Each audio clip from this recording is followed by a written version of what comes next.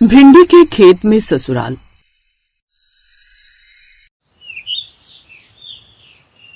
ये भिंडी का खेत मेरी ससुराल है। वो सामने जो छोटी सी झोपड़ी है खेत में। शादी के बाद क्या मैं उस घर में रहने वाली हूँ? बिल्कुल नहीं। मैं तो कभी भी इस घर में शादी नहीं कर सकती। मेरी ससुराल भिंडी के खेत में नहीं होगी। मैंने ऐसे सपने कभी नहीं देखे थे। पर दीदी, अगले हफ्ते आपकी शादी है, ऐसे अचानक मना कर रही हो? आप जानती हो ना पिताजी की गोपाल ने कितनी मदद की है। जब गुंडे पिताजी से कर्जा मांगने आए थे तब गोपाल ने अपनी जोड़ी हुई जमा पूंजी देकर पिताजी की मदद की थी। अब गोपाल के पास सिर्फ ये भिंडी का खेत ही बचा है। गोपाल के आधार को देखते हुए पिताजी ने आपकी शादी तय की ताकि आप खुश रहो। अरे खुश मैं खाक रहूंगी? इस भिंडी के खेत में रहते हुए मैं खुद भिंडी बन जाऊंगी। समझ ही नहीं आ रहा क्या करूं। मेघा दीदी, कहीं गोपाल के परिवार वाले झोपड़ी से बाहर ना आ जाए। किसी ने हमें देख लिया तो अच्छा नहीं लगेगा। 2 दिन बाद आप दुल्हन बनने वाली हो, आपको यहीं आना है। लोग कहेंगे कि होने वाली बहू शादी से पहले यहाँ ससुराल के आसपास घूम रही है। चलो घर चलते हैं। मेघा और गौरी दोनों सगी बहनें थी। मेघा बड़ी और गौरी छोटी।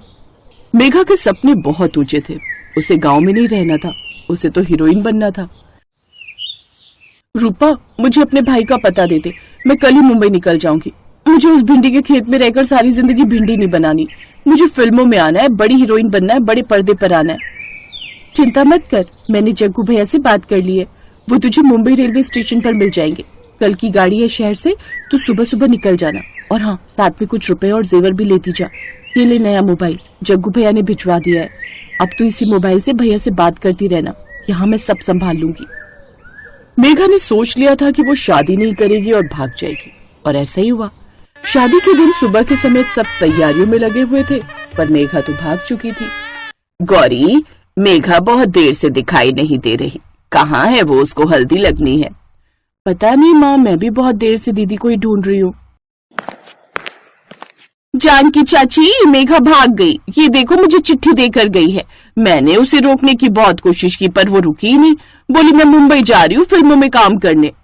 क्या मेघा शादी छोड़कर भाग गई? हे भगवान, ये तूने क्या कर दिया? मेघा हमारी इज्जत को नीलाम करके कहाँ चली गई तू? इतना अच्छा लड़का है गोपाल, कितनी मदद की उसने हमारी। उसके अच्छे व्यवहार को देखते हुए ही मैंने मेघा की शादी उसके साथ तय की थी। सारे रिश्तेदार आने वाले हैं। गोपाल के घर डोली नहीं गई तो उसकी कितनी बदनामी होगी। नहीं नहीं, ऐसा कभी नहीं होगा। जानकी और रामदीन फूट फूट कर रोने लगे। गौरी से उनका दर्द देखा नहीं गया। बापू, आप चिंता मत करो, आपकी और गोपाल जी की इज्जत पर कोई आंच नहीं आएगी। मैं गोपाल जी से शादी करूंगी। आप उन्हें समझा दो, मुझे लगता है वो आपकी बात को समझ जाएंगे। जीती रह मेरी बच्ची, भगवान तुझे सारी खुशियां दे। जानकी, देखा, हमारी दोनों बेटियों में जमीन आसमान का फर्क है। एक हमारी इज्जत उछाल कर चली गई और दूसरी हमारी इज्जत बचाने का प्रयास कर रही है। मैं अभी जाकर गोपाल और उसके परिवार वालों से बात करता हूँ। रामदीन ने गोपाल और उसके परिवार वालों से बात की। गोपाल और उसके परिवार वाले बहुत अच्छे थे। कोई रिश्ता ना होते हुए भी गोपाल ने एक इंसानियत के नाते रामदीन की पहले भी बहुत मदद की थी। अब जब ऐसी दुविधा आ गई जिसमें रामदीन भी कुछ नहीं कर सकता था, तो गोपाल ने गौरी के साथ शादी करने के लिए हाँ कह दी। और फिर शुभ मुहूर्त में गोपाल और गौरी की शादी हो गई। खूब खुशियों के साथ गौरी का गृह प्रवेश हुआ। बहू, तुम भी कहोगी कि कैसी ससुराल है भिंडी के खेत में।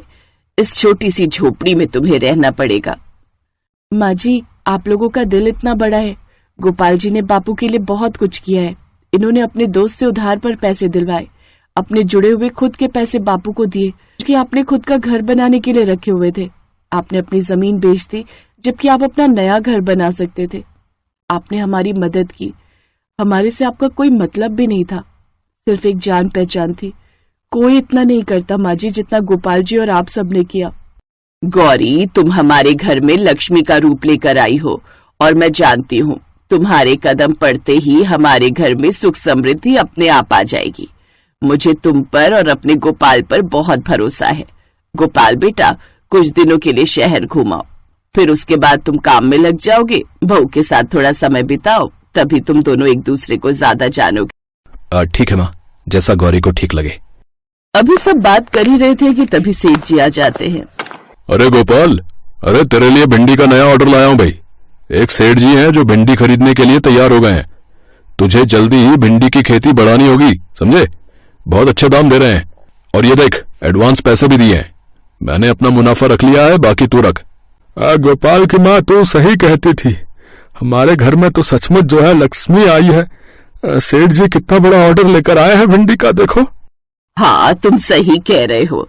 गौरी सचमुच लक्ष्मी बनकर आई है। गोपाल बेटा, तुम लोग घूम कर आ जाओ, फिर उसके बाद ये ऑर्डर। जानकी बहन, ऑर्डर तो जल्दी जल्दी पूरा करना है। अभी जितनी भी खेत में भिंडी आई है वो सारी तुम्हें 2 दिन में ही पैक करके भेजनी है। माँ जी, पहले काम जरूरी है, हम फिर बाद में कभी घुमाएंगे।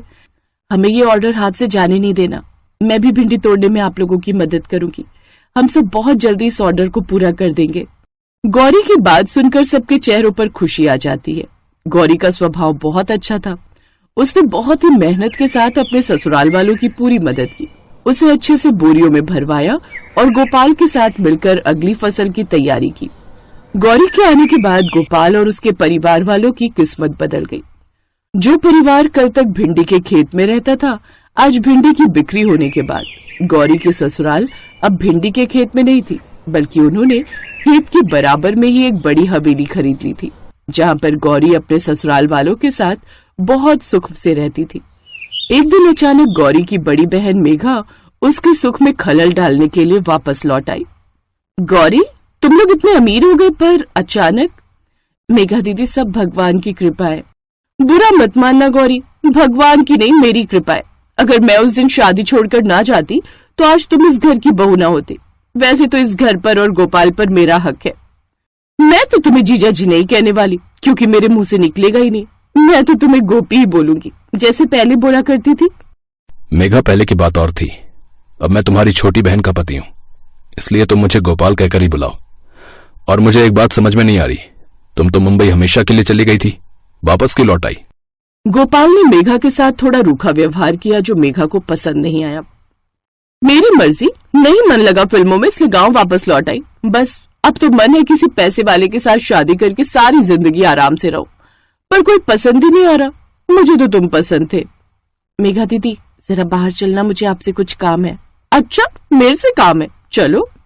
गौरी मेघा को हवेली के बाहर ले गई और गुस्से से बोली, देखो मेघा दीदी, गोपाल जी आपसे शादी कर रहे थे, पर आप चली गई। आपने गोपाल को उस समय छोड़ा जब दोनों परिवारों की इज्जत का सवाल था। अब आप इस गलतफहमी में मत रहना कि आप दोबारा गोपाल को पालोगी। अब सब कुछ बदल गया है दीदी। गोपाल जी मेरे पति हैं और मेरा उनका जन्म जन्म का साथ है, इसलिए अपनी सीमा मत लांघना। आप आओ, मेरे से मिलो, मेरे ससुराल वालों से मिलो, पर गोपाल जी से दूरी बनाकर रखना, वरना मैं बर्दाश्त नहीं कर सकूंगी। हाँ हाँ, तो मैं कौन सा तेरे गोपाल से चिपक रही हूँ? मुझे गोपाल से भी पैसे वाला लड़का मिल जाएगा। अरे जितनी मर्जी हवेली बना ले, सबको यही पता है कि तेरी डोली भिंडी के खेत में आई थी और आज भी तुम वही भिंडी बेचकर खा रहे हो। मैं भी अपने लिए पैसे वाला लड़का ढूंढूंगी, गोपाल से भी बड़ा पैसे वाला। हाँ तो अच्छी बात है दीदी, ढूंढो। मुझे अपने ससुराल वाले बहुत प्यारे हैं, मैं यहाँ बहुत खुश हूँ। आप यहाँ से जा सकती हैं। मेघा गुस्से में पैर पटकती हुई घर चली गई। उस दिन के बाद दोबारा उसकी कभी हिम्मत नहीं हुई कि वो गोपाल और गौरी के रिश्ते में दरार डाले, क्योंकि गोपाल और गौरी का रिश्ता पवित्र रिश्ता था जो मन से जुड़ा था।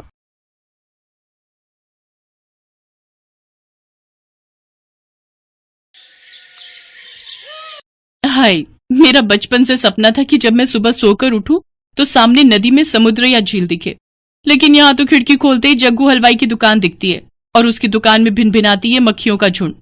बेटी उठ गई तो चल अब नहा भी ले, देख सूरज सर पर आ गया है। सूरज का तो पता नहीं, लेकिन ये जग्गू हलवाई अपनी बड़ी बड़ी मूछें लिए जरूर सामने खड़ा है। माँ, तुम्हें कितनी बार कहा है सुबह सुबह ये खिड़की मत खोला करो, इसे ऐसे खोल देती हो जैसे सामने गोवा का समुंदर बह रहा हो।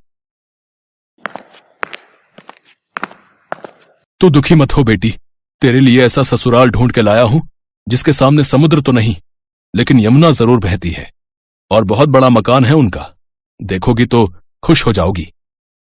सच में पापा? हाय, आज तो मैं बहुत खुश हूँ। नदी और उसके सामने मेरा घर, वाह वाह वाह वाह वाह। लेकिन कौन है, कहाँ रहते हैं, कुछ तो बताइए। सब पता चल जाएगा भाग्यवान, पहले तुम दोनों जल्दी से तैयार हो जाओ। हम आज ही लड़के के घर जाएंगे, क्योंकि उसके पिताजी के पैर में चोट आ गई है, इसलिए उन्होंने हमें ही अपने घर बुलाया है। इसी बहाने सोनल भी अपना नया घर देख लेगी। कुछ देर बाद वो सभी लड़के वालों के घर पहुंच जाते हैं। घर सच में बहुत बड़ा होता है। वाह वाह, कितना बड़ा और सुंदर घर बना रखा है। तभी लड़के के पिता उससे बोले, वो क्या है ना बहन जी, पहले तो ये थोड़ी जगह मेरे पिताजी को मिली थी, लेकिन फिर परिवार आगे बढ़ता रहा तो घर भी और आगे बढ़ता रहा। बहन जी, आप यूं समझ लीजिए कि ये सारा घर हमारा ही है। क्या हमारा है? सारा तो अवैध कब्जा कर रखा है। तुम चुप करो जी, अगर हम नहीं करेंगे तो कोई और कर लेता, और वैसे भी कुछ सालों में तो सरकार इसे वैध कर ही देगी। उधर सोनल उदित के साथ ऊपर वाले कमरे का व्यू देखकर खुश हो रही थी। देखो क्या मस्त व्यू दिखता है हमारे कमरे से। अरे लोग तो मरते हैं शहरों में ये गोवा वाली फीलिंग लेने के लिए। बिल्कुल सही कहा जी, मुझे तो ये रिश्ता मंजूर है। क्या मैं आपको पसंद हूँ? आप भी मुझे बहुत पसंद हैं। दोनों शादी के लिए हाँ कर देते हैं, लेकिन घर आकर सोनल के मम्मी पापा इस रिश्ते के लिए तैयार नहीं थे। तुमने देखा ना कि उन लोगों ने कैसे यमुना जी पर कब्जा किया हुआ है। मुझे कुछ नहीं पता, मैं तो उसी घर में जाऊंगी। आई बड़ी उसी घर में जाऊंगी। यहाँ तो तेरे एक बाल्टी पानी ही उठाने में हाथ दुखते हैं। भगवान न करे अगर कभी वहां पानी भर गया तो तू इतना पानी कैसे निकालेगी? हाँ, लेकिन सोनल उनकी एक नहीं सुनती। उसे तो बस वही कमरा चाहिए था जहां से रिवर व्यू दिखे। फिर बच्चों की जिद के आगे माँ बाप को झुकना ही पड़ता है। और फिर उदित और सोनल की शादी हो जाती है। अरे बहू, अब नीचे भी आ जा। सारा दिन कमरे में बैठी बैठी बस ये रिवर व्यू ही देखती रहती है। इस कमरे से व्यू कितना सुंदर लग रहा है। यहाँ तो मुझे ऐसा लग रहा है जैसे मैं गोवा के होटल रूम में हूँ। पर काश यहाँ रूम सर्विस भी हो जाती। फिर सोनम घर के कामकाज में लग जाती है। अगले दिन उसकी सास उसे अपने साथ यमुना घाट पर कपड़े धोने ले जाती है। वाह, कितना मजा आ रहा है। कपड़े धोने के बाद वो सारा साबुन वाला गंदा पानी यमुना नदी में बहा देती है। तभी कुछ बच्चे जो वहां खेल रहे थे वो उनसे कहते हैं, छी, ये आप क्या कर रहे हो? आपने इसे गंदा क्यों कर दिया? ये अच्छी बात नहीं है। अरे जा जा, आया बड़ा। तभी अचानक से बादलों की तेज गड़गड़ाहट शुरू हो जाती है और दोनों सास बहू घर आ जाती हैं। हे भगवान, ये बारिश तो बहुत तेज हो रही है। हाँ, मजा आ रहा है ना? आप रुकिए, मैं आपके लिए गर्मा गर्म पकौड़े और चाय बना कर लाती हूँ। फिर रिवर व्यू में पड़ रही बारिश को बड़े मजे से देखेंगे। इसी तरह अगला दिन शुरू हो जाता है, लेकिन बारिश रुकने का नाम ही नहीं लेती। एक तरफ जहां बहू बारिश के मौसम के व्यू के मजे ले रही थी, तो वहीं दूसरी तरफ उसकी सास और ससुर परेशान थे। देखो जी, ये बारिश तो 2 दिन से रुकने का नाम ही नहीं ले रही। याद है ना, आज से 20 साल पहले जो हुआ था? हाँ हाँ याद है। यही सोचकर तो जी घबरा रहा है। तुमसे मैंने पहले ही कहा था यमुना नदी के घर में मत घुसो, लेकिन तुमने मेरी एक ना सुनी। अब तुम उसके घर में घुसोगी तो वो भी तो तुम्हारे घरों में घुसेगी। तुम चुप करो जी। सोनल उनकी बातें सुन रही थी, लेकिन उसे कुछ समझ ही नहीं आ रहा था कि ये हो क्या रहा है। तभी फोन की घंटी बजती है। सोनल बेटा, ठीक तो हो ना? नहीं पापा, यहाँ तो बहुत मजा आ रहा है। आपको पता है, यमुना जी पहले अपने घर से 200 मीटर की दूरी पर थी, लेकिन अब वो सिर्फ 50 मीटर की दूरी पर ही रह गई है। अब तब तो बेटा वो पानी कल तक तुम्हारे घरों में भी आ जाएगा। तुम्हें आज ही वहां से निकलना होगा। ये सुनकर सोनल परेशान हो जाती है। इसके बाद उसकी सास उससे कहती है, जल्दी से सारा सामान बांधकर ऊपर वाले कमरे में रख दो, यहाँ कभी भी पानी भर सकता है। वो सभी मिलकर सारा सामान ऊपर वाले कमरे में रख देते हैं कि तभी नीचे पानी घर के अंदर आ जाता है। सोनल और वो सभी पानी बाल्टी से भरकर बाहर फेंक रहे होते हैं कि तभी एक लंबा सा सांप पानी में आ जाता है। सांप, सांप! वो भागते हुए सीढ़ियों पर चढ़ जाती है। ये कहाँ फंस गई मैं? इससे अच्छी तो जग्गू हलवाई की दुकान थी। भले ही वहां मक्खियों का ढेर दिखता था, लेकिन इस तरह सांप तो नहीं आता था। तभी उनके घर बचाव दल के लोग आते हैं। जल्दी से यह घर खाली करो, यमुना कभी भी अपना प्रकोप दिखा सकती है। सभी जल्दी से घर से बाहर निकलते हैं और कुछ ही देर में उनका मकान बाढ़ के पानी में बह जाता है। ये क्या, हमारा घर सारा सामान बाढ़ में बह गया। अब हम कहाँ जाएंगे? ये क्या हो गया? हम बर्बाद हो गए। पापा, मम्मी। तभी सोनल डूबते हुए घर की तरफ भागती है, लेकिन उसका पति उसे पकड़ लेता है। मेरी शादी की सीडी एल्बम, मेरी शादी का जोड़ा और मेरे गहने। सोनल जान है तो जहान है, छोड़ो अब वो सब। वहीं खड़ी सोनल की सास वो सब चुपचाप देख रही थी, क्योंकि वो भली भांति जानती थी कि उसने जो यमुना के घर में घुसने की गलती की थी उसकी सजा तो उन्हें मिल रही थी। लेकिन बेचारी सोनल जो नई नई शादी करके अपने सपनों के घर रिवर व्यू का मजा लेने आई थी, उसका वो सपना पल भर में चकनाचूर हो गया और वो बाढ़ का पानी सामान के साथ साथ उसके सपनों को भी बहा कर ले गया।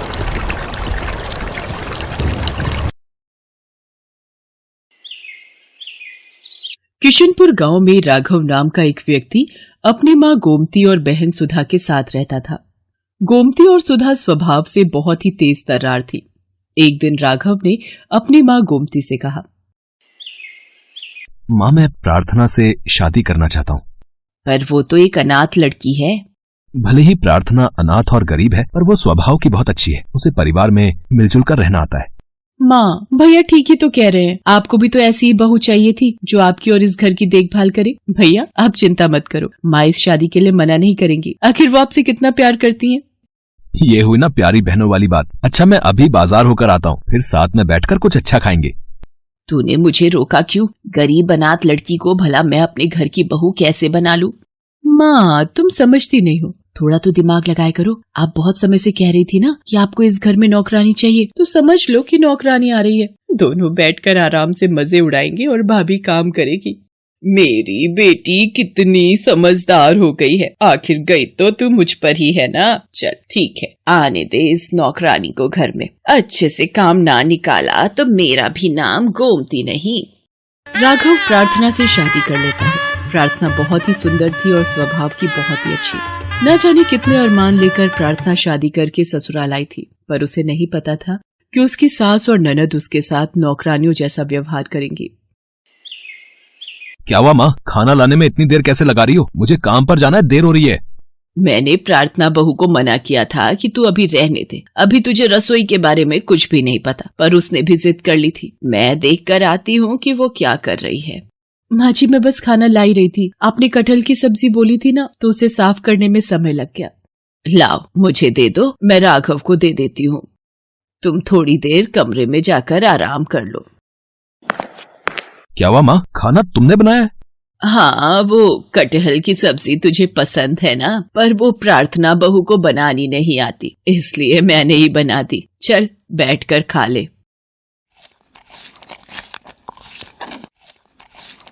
अरे वाह माँ, कटहल की सब्जी तो तुमने बहुत ही स्वादिष्ट बनाई है। अच्छा मैं काम पर जा रहा हूँ। राघव काम पर चला जाता है। गोमती और सुधा इसी तरह प्रार्थना से नजरें बचाकर राघव से झूठ बोलती थी। गोमती और सुधा को तो बस इसी मौके का इंतजार था। वो दोनों सीधे प्रार्थना के कमरे में जाती हैं। ओ महारानी बहुत हुआ आराम, चल अब काम पर लग जा। पर माँ जी मैंने तो रसोई का सारा काम समेट लिया, अभी तो कोई काम ही नहीं बचा है। देखा माँ, इसकी तो जुबान भी निकल आई है। जैसा मैंने कहा है वैसा करो चुपचाप। कपड़ों का ढेर लगा हुआ है, पहले वो धो लो और उसके बाद रसोई में बर्तन पड़े हैं वो भी करने हैं। चलो माँ कर लेगी अपने आप, नहीं करेगी तो करवाना हमें आता है। बेचारी प्रार्थना सारा दिन घर के काम करती रही।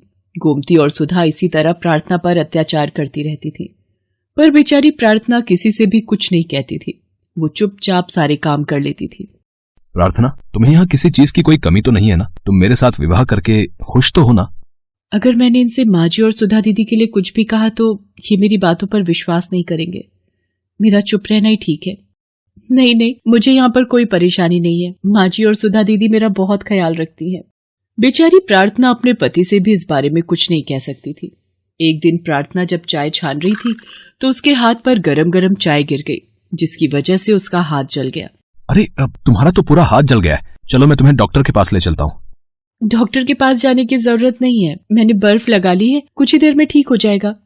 अरे तू क्यों चिंता करता है, मैं और सुधा हैं यहाँ इसका ध्यान रखने के लिए। तुझे जरूरी काम से दूसरे गांव जाना है ना, फिर तुझे आने में रात हो जाएगी।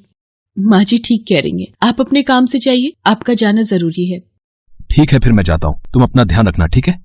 राघव को गए अभी कुछ ही देर हुई थी कि अचानक सुधा आई और गोमती से बोली, माँ अब रसोई का काम कौन करेगा? इसने तो हाथ जला लिया है। मेरी सहेलियां आ रही हैं, मैं उन्हें क्या खिलाऊंगी?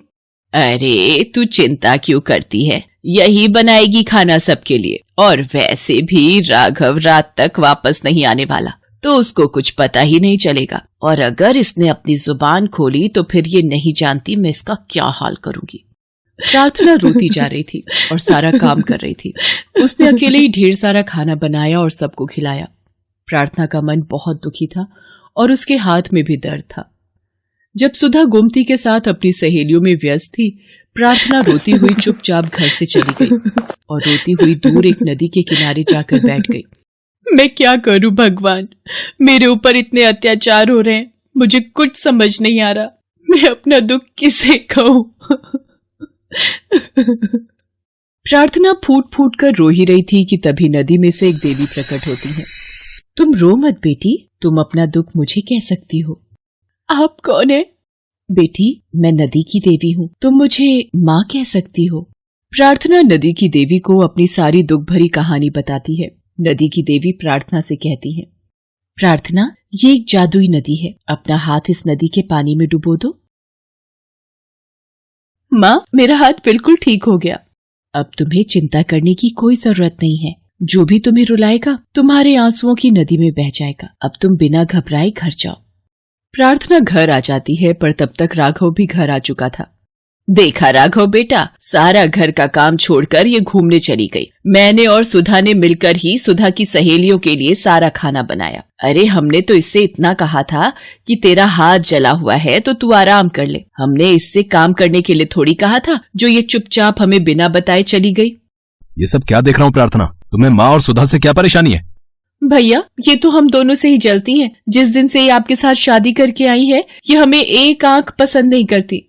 नहीं नहीं, ऐसी कोई बात नहीं है। मैं तो सारा खाना बना कर ही गई थी। मेरा मन उदास था, इसीलिए कुछ देर के लिए चली गई थी। अगर तू सारा खाना बना कर गई थी तो हम दोनों माँ बेटी क्या झूठ बोल रहे हैं? राघव, अगर तुझे इस पर विश्वास है तो एक काम कर, हम दोनों माँ बेटी यहाँ से हमेशा के लिए चले जाते हैं। अब तो भाभी तुम्हारी कलेजे में ठंडक पड़ गई होगी। हम दोनों माँ बेटी को घर से बेघर क्यों कर रही हो? तुम्हें तो शर्म आनी चाहिए, हमारे ऊपर झूठा इल्जाम लगाती हो। मैं सच कह रही हूँ, ये लोग मेरे से बहुत काम करवाती थी और आज भी मैंने ही खाना बनाया है।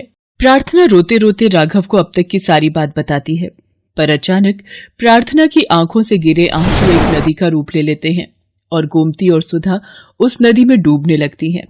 नदी के ऊपर गोमती और सुधा के द्वारा किए गए अब तक के सारे अत्याचारों का चित्रण आ जाता है, जिसे देखकर राघव गुस्से में आ जाता है। राघव बेटा, बचाओ, हम डूब रहे हैं। भैया बचाओ, ये नदी हमें ले डूबेगी। माँ, सुधा, मैंने सब देख लिया है। तुम लोगों ने प्रार्थना पर कितने अत्याचार किए, पर ये बेचारी कुछ भी नहीं बोली। अब यही आप दोनों को बचा सकती है। प्रार्थना बहू, हमें माफ कर दो, हमसे गलती हो गई। हमने तुम्हें बहुत दुख दिए, हमें बचा लो। भाभी, मैंने आपको बहुत सताया, पर मैं मरना नहीं चाहती, मुझे माफ कर दो। हे नदी की देवी, ये जैसी भी है मेरी माँ समान सास और मेरी बहन समान ननद है, इन्हें माफ कर दो। इनकी तरफ से मैं माफी मांगती हूँ। ठीक है प्रार्थना, अगर तुम चाहती हो तो मैं इन दोनों को माफ कर देती हूँ। तुम सदैव अपने परिवार के साथ खुशी से जीवन यापन करो, मेरा आशीर्वाद तुम्हारे साथ है। गोमती और सुधा को एहसास हो गया कि हमें कभी भी किसी के साथ बुरा व्यवहार नहीं करना चाहिए, नहीं तो बुराई हम पर पलट कर आती है।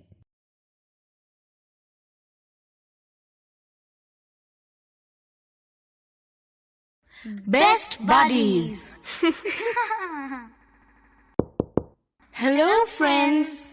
Thanks for watching this video. अगर आपको ये वीडियो पसंद आया है तो प्लीज लाइक, सब्सक्राइब, कमेंट्स करें इस वीडियो पर और हाँ, शेयर करना भी ना भूलें। और भी मजेदार वीडियो देखने के लिए नीचे दिए गए बेल आइकॉन को दबाएं। देखते रहिए बेस्ट बडीज।